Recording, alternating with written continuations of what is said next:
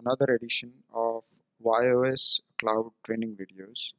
In today's video, we are going to see how to create different types of captive portals using WiOS Cloud.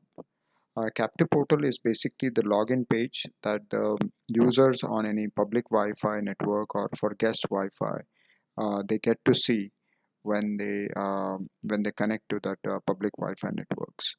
WiOS provides a complete range of features for the captive portals, which you can go to the authentication section and click on the captive portals to access the different types of captive portals here. First, when you log in, you will first get to see a list portals. This will give you the list of all the captive portals that have been configured for this particular account for different types of networks. As you can see that the captive portals can be created for a specific gateway. The gateway will basically tell you the kind of hardware that has been used. For example, the Wi-Fi Soft AP is a captive portal which is used for the APs that have been manufactured by Wi-Fi Soft or Indio networks. Unibox controller is the captive portal for Unibox. Similarly, you can create MikroTik captive portals and so on. So as you can see, the captive portal system will provide you options to create captive portals for a wide variety of vendors. Now let's look at how to go about creating a captive portal. To create a new captive portal, click on the Create Portal tab and then select the network for which you want to create the captive portal. So in this case, we selected the Cafe Aroma. You can create a captive portal using a pre-existing template. A template is basically all the presets that have been created, and you can, rather than trying to customize the captive portal, you can just select the template that you would want to use and apply it to the captive portal. So for simplicity, we will go through the creation of the captive portal in Scratch. So when you click on the next button, you can get an option to customize the captive portal. The first tab is called the General tab, in which you can create set the default language. You can select the type of gateway. So the type of gateway by default will be the one that for which the network has been created. But you can select a drop-down list. From the drop-down list, you'll be able to see Cisco, Meraki, MikroTik, Nomadix, Ruckus, Aruba, and many other similar vendors will be listed. So the gateway is automatically selected based on the type of network that we have selected earlier. To add more language options, you can check the right boxes. On the next page, you can select the type of login method to use. Login method is basically how you want to authenticate the users. So there are multiple ways of authenticating the users. The common way is username and password. So if you select the username and password option, you can and this is for the paid users. You can say that you want to sign up for faster internet, and then you have to select a plan group. The plan group will define what all different types of billing plans that could be offered to the users. So for example, you can select a particular plan group, and all the plans which are listed under the plan group will be added to the captive portal automatically. Then you can select what type of user info you want to capture on the registration page. For example, you want to capture the first name, last name, email address, contact number, and perhaps the zip code of the users. Once you do that, the form will automatically get populated using the fields that you select here. The OTP verification and SMS links are used for Apple devices in which had some problems with a paid login process. The terms and conditions will allow you to automatically display the terms and conditions box on that particular login method. Similar to the paid login method, there is a voucher based login method. There is a LDAP based login method. A complimentary free Wi-Fi is basically a click-through portal. The click-through portal is a simple captive portal in which the user has to just select accept the terms and conditions and go online. For most of these login methods, you have to select what is called as a policy. The policy is basically the login policy that is defined, and it puts the restrictions on the users. For example, if you want the free users to log in with a speed of, let's say, 1 Mbps upload and 2 Mbps download, then you define that particular login policy, and here you have to select that particular login policy from the drop down list. So for example, here if I select, let's say, test 5 MB, this means that the user is going to get a 5 MB of data when they sign up through this particular login method.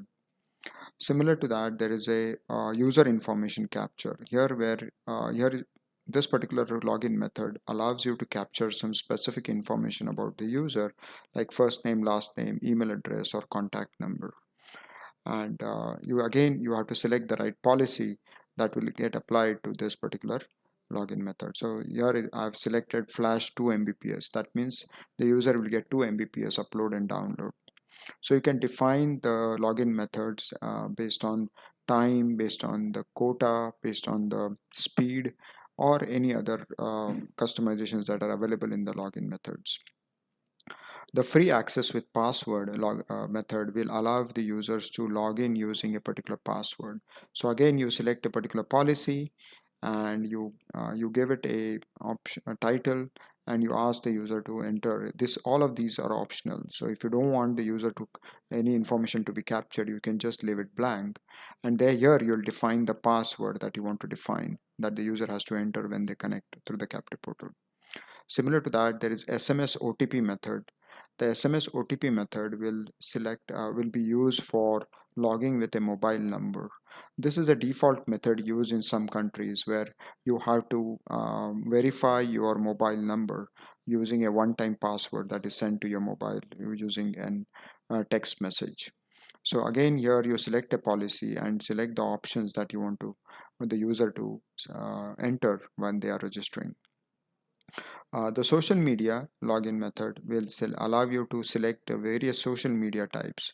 The current supported social medias are Facebook, LinkedIn, Twitter, Google, Instagram, and you can select them and enter the necessary information for that particular social media uh, login to work correctly. Uh, uh, so you have to select at least one captive portal type when you are setting up the captive portal. So for simplicity, we will just have a simple click-through captive portal created here, and we'll disable the other options. So once you have done this, you can go to the next step, which is the look and feel part. In the look and feel section, you can customize the logo, you can change the location name, you can change the frame color and font colors, and the site image. The site image can be uploaded, or you can select a particular theme like a restaurant or a hotel, or any of these options that are provided to you. That automatically the corresponding image will be created.